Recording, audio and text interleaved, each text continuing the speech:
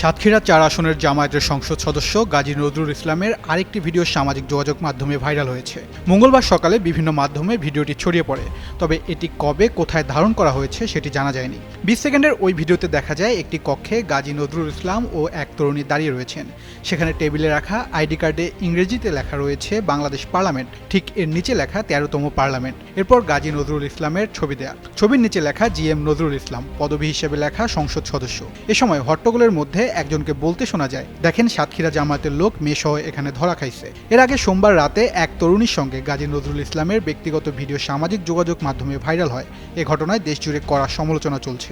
সাতক্ষীরা জামায়াতের পক্ষ থেকে দাবি করা হয়, ভাইরাল ভিডিওর ওই তরুণী গাজী নজরুল ইসলামের দ্বিতীয় স্ত্রী। পরে নজরুল ইসলামও তার ফেসবুক অ্যাকাউন্টে একই দাবি করেছেন।